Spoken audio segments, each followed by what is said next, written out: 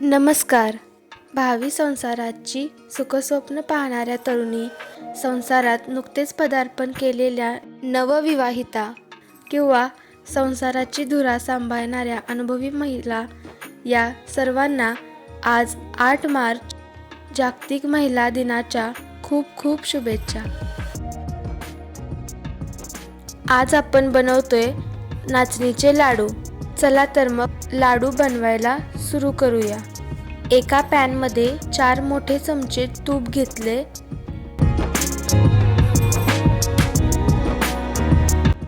तूप थोडं गरम झालं की त्यात 3 वाटी नाचणीचे पीठ घाला.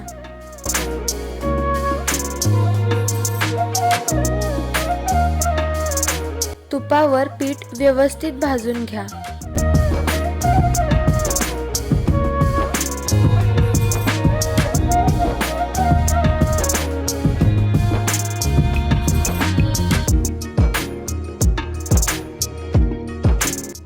आता त्यात 1 वाटी गव्हाचे पीठ घाला आणि परत व्यवस्थित मिक्स करा.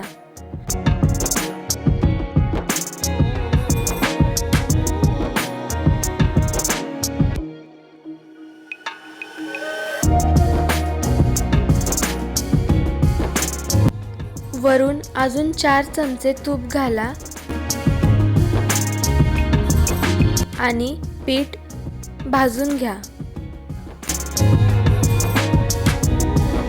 नाचणी ही थंड असते, त्यामुळे उन्हाळ्यात खाण्यासाठी नाचणीचा वापर करावा.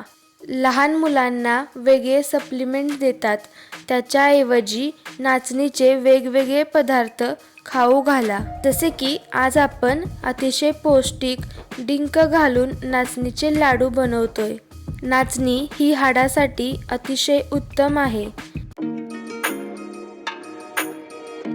नाचणीमध्ये खूप प्रमाणात कॅल्शियम असते.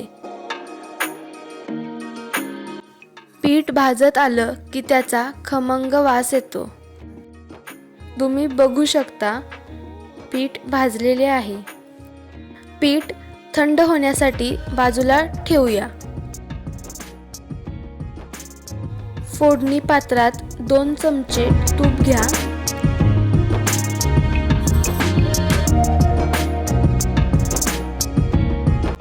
त्यात 1 चमचा डिंक तळून घेऊया. डिंकातही खूप कॅल्शियम आहे.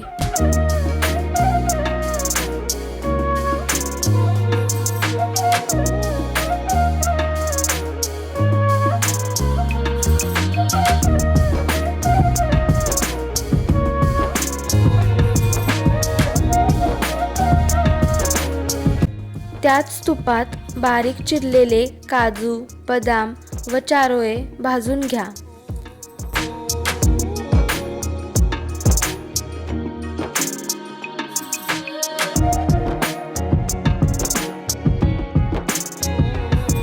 डिंक अशा प्रकारे आतपर्यंत तळला गेला पाहिजे. तळून घेतलेला डिंक वाटीने चुरून घ्या.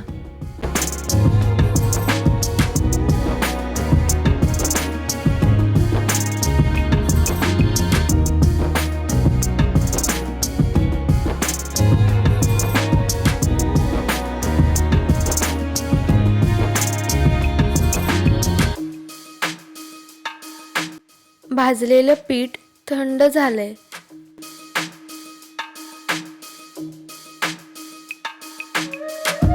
आता त्यात वेलची पावडर घाला. भाजलेले ड्रायफ्रूट्स घाला आणि बारीक केलेलं डिंक पण घाला. आता त्यात 1.5 वाटी बारीक केलेली साखर घालूया. तुम्हाला जास्त गोड आवडत असेल तर तुम्ही अजून साखर ॲड करू शकता. पीठ व्यवस्थित मिक्स करा.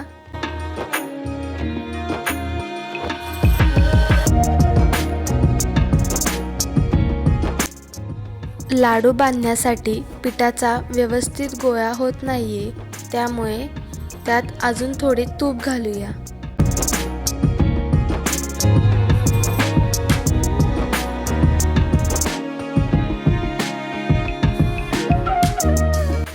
आता पीठ लाडू वळण्यासाठी तयार आहे. अशा पद्धतीने सगळे लाडू करून घ्या.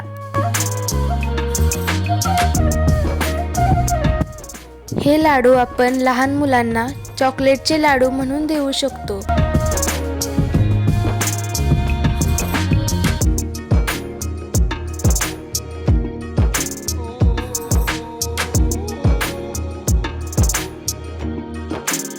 हे बघा, लाडू आतून पण किती खुसखुशीत झाला आहे.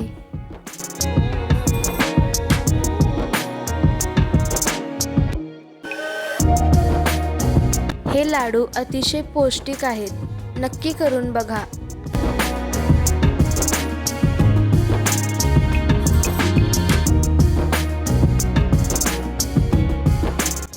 अशाच अजून रेसिपी बघण्यासाठी चॅनलला आत्ताच सबस्क्राईब करा.